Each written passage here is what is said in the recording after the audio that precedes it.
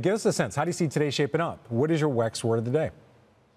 WEX word of the day is whipsaw. We just see a lot of volatility out there. That volatility toward the market in aggregate in terms of is the Fed going to cut in September or not, in terms of sectors. And then during earnings season, you're going to see a lot of volatility. Market, when it doesn't like some of these earnings, there's dropping stocks like 10% and others are rallying. So just expect a lot of volatility. All right, so David, you're expecting a lot of volatility. At the same time, you're seeing a lot of opportunity out there. Small caps, value stocks, dividends, also international. I have to ask you about investing in Japan right now. We had a guest on earlier today.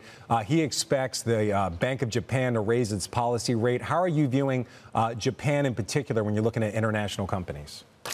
So we like most areas of the international market. One that we think has less opportunity right now is Japan. Stocks have done exceptionally well, so they're more expensive than they've been. And while Europe central banks are going to be lowering rates, if Japan is raising rates, that generally will create a headwind. So our focus on international would be Europe, and we also think that emerging markets should be okay as well.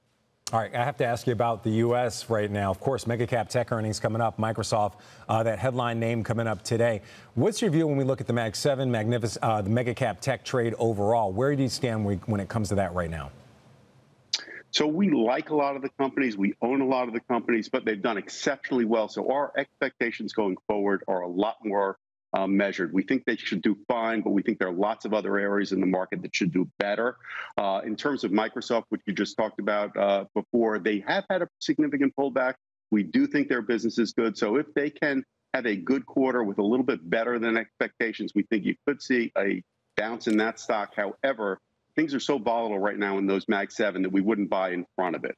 All right, so it is one of your top holdings. You say you wouldn't buy in front of earnings, but let's say earnings do come in better than expected. We see an upside move. In your mind, is that time to trim, or do you just continue to take the ride?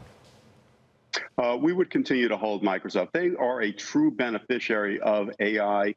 Copilot is a very, very powerful tool. It will be sold, and they're one of the few places that can really monetize AI on a consistent basis. They started to tell that story about a year and a half ago, and it really is stuck. We think that that will continue. So we think Microsoft should be a very good core long-term investment. And after the recent pullback, it's a little bit better entry point. All right. We do want to make time for your pick, David, but very quickly, Fed meeting kicks off today, J-Powell news conference tomorrow. In your mind, the idea that we're going to get a cut, possibly, this week, doubtful, but possibly, but more than likely in September, is that already priced in, or are there still ways to position ahead of that? Well, we think it is priced in, but we do think that if it does happen, the market will continue to rally on that. So we think the Fed is not going to do anything this week, but they probably will make it a little bit easier and clearer that they likely will lower rates in September.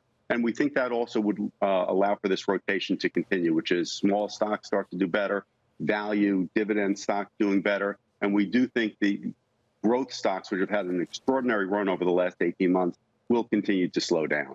Okay, I do want to get to your pick. Your pick for us, we showed our mystery chart earlier. It's Medtronic, medical device maker. Shares are actually negative for the year, down just about 3%. I want to ask you, why this company? Why is this one of your picks for today? You did give us other ones, but this one was interesting. Healthcare generally not seen as rate sensitive, so not a Fed play. What makes this stock so attractive in your mind right now, despite the 3% decline year to date? Healthcare has lagged over the last 18 months, and what you've seen in the last 2 or 3 months is the drug stocks have started to do better. The medical services companies have started to do better. MedTech has not started to do better yet, but it should. Medtronic is doing better in terms of their earnings. After 5 years of flat earnings, they're finally starting to grow again. Outlook is very good, yet you're getting a 3.5% dividend yield, and it sells at about 14 times earnings. We think this is the next area that's going to move in the market, and we think Medtronic is a low-risk way to have pretty good upside.